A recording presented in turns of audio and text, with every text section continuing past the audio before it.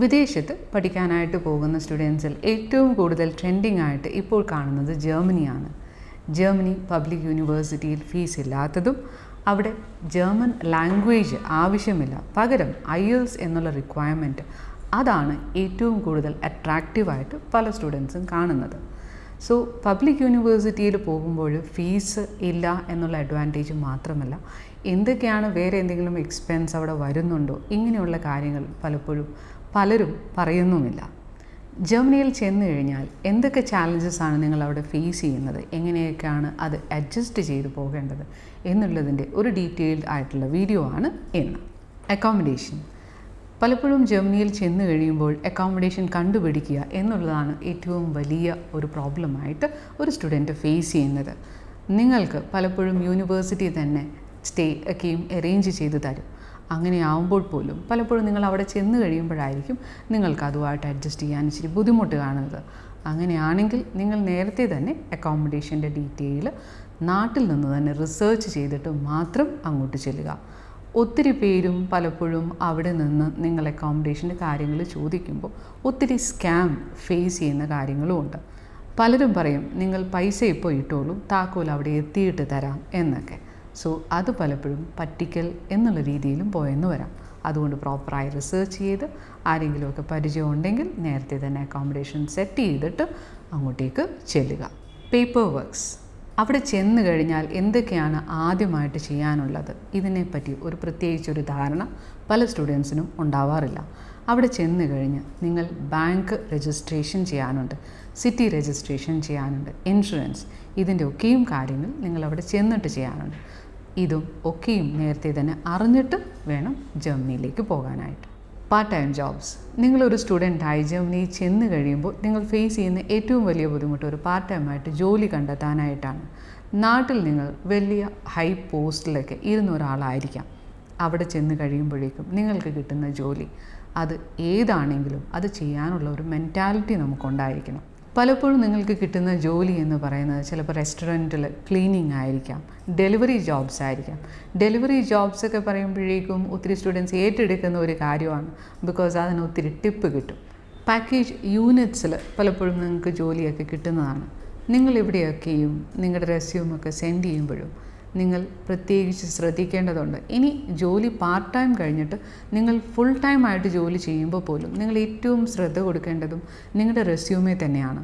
റെസ്യൂമിൽ പലപ്പോഴും ആഡ് ചെയ്യുന്നത് ഞാൻ ഇന്ന രീതിയിൽ എനിക്ക് എക്സ്പീരിയൻസ് ഉണ്ട്, ഞാൻ ഇത്ര വർഷം അവിടെ വർക്ക് ചെയ്തു എന്നുള്ളത് മാറ്റി നിങ്ങളുടെ ഒരു അച്ചീവറാണ് എന്നുള്ളത് നിങ്ങൾ ആ റെസ്യൂമിൽ നല്ല രീതിയിൽ ഒരു ആൾ വായിച്ചു കഴിഞ്ഞാൽ ആൾക്ക് മനസ്സിലാവണം. റെസ്യൂമിൽ തന്നെ നിങ്ങളുടെ അച്ചീവ്മെൻറ്റ്സ് നന്നായിട്ട് തന്നെ സ്ട്രെസ് ചെയ്യുക. പ്രോബബ്ലി നിങ്ങളൊരു ടാർഗറ്റ് മീറ്റ് ചെയ്തിട്ടുണ്ട്, അതുകൊണ്ട് ഇത്രയും നിങ്ങൾക്ക് ആ ബിസിനസ് ഡെവലപ്പ് ചെയ്യാൻ പറ്റി എന്നുള്ളതൊക്കെയും ഡീറ്റെയിൽഡ് ആയിട്ടുള്ളൊരു ഡിസ്ക്രിപ്ഷൻ ആ റെസ്യൂമിൽ ഉണ്ടായിരിക്കണം. സോ ഇതൊക്കെയാണ് നിങ്ങളുടെ ഒരു പാർട്ട് ടൈം ആണെങ്കിലും അല്ലെങ്കിൽ ഒരു ഫുൾ ടൈം ജോബിലേക്ക് പോകുമ്പോഴും ഏറ്റവും കൂടുതൽ ശ്രദ്ധിക്കേണ്ട ഒരു കാര്യം. എക്സ്പെൻസസ്. നിങ്ങൾ ജർമ്മനിയിൽ ചെന്ന് കഴിഞ്ഞാൽ ഏതൊക്കെ രീതിയിലാണ് നിങ്ങൾക്ക് എക്സ്പെൻസ് വരുന്നത് എന്നുള്ളത് നേരത്തെ തന്നെ ഒരു ധാരണ ഉണ്ടായിരിക്കണം. ഉറപ്പായിട്ടും നിങ്ങൾക്ക് വരുന്ന വലിയ എക്സ്പെൻസ് എന്ന് പറയുന്നത് അക്കോമഡേഷന് തന്നെയാണ്. അതുകൂടാതെ വാങ്ങിക്കേണ്ട ഗ്രോസറീസ് ഉണ്ട്, ഇൻഷുറൻസിന് ഒരു തുക ഉണ്ടാകും, നിങ്ങളുടെ സിറ്റി രജിസ്ട്രേഷൻ്റെ തുക, ഇങ്ങനെയൊക്കെയും ഉള്ളൊരു എക്സ്പെൻസ് നിങ്ങൾക്ക് നേരത്തെ ഒരു ധാരണ ഉണ്ടായിക്കഴിഞ്ഞാൽ അവിടെ ചെന്ന് കഴിഞ്ഞ് നിങ്ങൾക്ക് ബുദ്ധിമുട്ട് ഉണ്ടാവില്ല. So plan well ahead. University അനുസരിച്ചിട്ടുള്ള ചില challenges. Public versus private university. Public university ആകുമ്പോഴേക്കും നിങ്ങളുടെ കോഴ്സ് ഡ്യൂറേഷൻ കുറച്ചുകൂടെ എക്സ്റ്റെൻഡഡ് ആയിട്ടായിരിക്കും പലപ്പോഴും കിട്ടുന്നത്. പ്രൈവറ്റ് യൂണിവേഴ്സിറ്റീസ് നേരെ മറിച്ച് ചില ഷോർട്ട് ടേം കോഴ്സസ് അവൈലബിൾ ആണ്. പ്രൈവറ്റ് യൂണിവേഴ്സിറ്റി പഠിക്കുമ്പോൾ നിങ്ങൾക്ക് മന്ത്ലി ഉള്ള ഈ ഒരു ടിക്കറ്റ്, നിങ്ങൾക്ക് ട്രാവൽ ചെയ്യാനൊക്കെയുള്ള ടിക്കറ്റ്സിന് അതിനൊരു ഹെൽപ്പ് ചിലപ്പോൾ കിട്ടിയെന്ന് വരില്ല. അതുപോലെ തന്നെ പ്രൈവറ്റ് കോളേജസ് പഠിക്കുമ്പോൾ നിങ്ങൾക്ക് ലാംഗ്വേജ് പഠിക്കാനായിട്ടുള്ള ഒരു സപ്പോർട്ട് അതും അവൈലബിൾ ആയിരിക്കില്ല.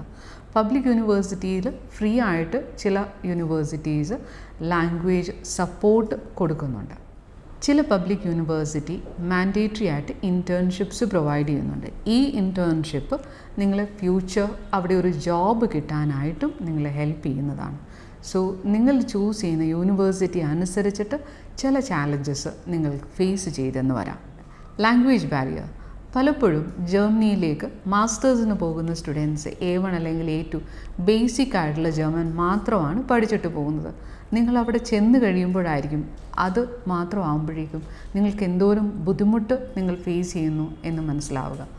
ഒരു നല്ലൊരു രീതിയിൽ ജർമ്മൻ കൺട്രോളോടുകൂടി പോവുകയാണെങ്കിൽ നിങ്ങൾക്ക് പാർട്ട് ടൈം ജോലി കിട്ടാനായിട്ടാണെങ്കിലും ഫുൾ ടൈം ജോബിലേക്ക് നിങ്ങൾക്ക് കൺവേർട്ട് ചെയ്യുമ്പോഴും ഒക്കെയും ഈ ലാംഗ്വേജ് ഒത്തിരിയും ഹെൽപ്ഫുൾ ആവും.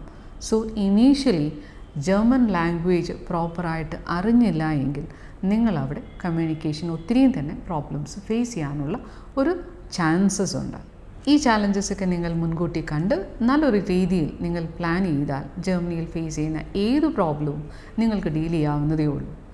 ഇനി ജർമ്മനിയിൽ ചെല്ലുമ്പോൾ ഏതൊക്കെ കോഴ്സ് എടുക്കണം, ഏതാണ് യൂണിവേഴ്സിറ്റി സെലക്ട് ചെയ്യേണ്ടത്, എന്താണ് അതിൻ്റെ പ്രൊസീജിയർ, എങ്ങനെയാണ് അപ്ലൈ ചെയ്യേണ്ടത്, എങ്ങനെയാണ് ഒരു ബ്ലോക്ക്ഡ് അക്കൗണ്ട് സ്റ്റാർട്ട് ചെയ്യേണ്ടത്, ഇങ്ങനെയൊക്കെയുള്ള നിങ്ങളുടെ സംശയങ്ങൾ നിങ്ങൾക്ക് ഞങ്ങളെ വിളിച്ച് ചോദിക്കാവുന്നതാണ്.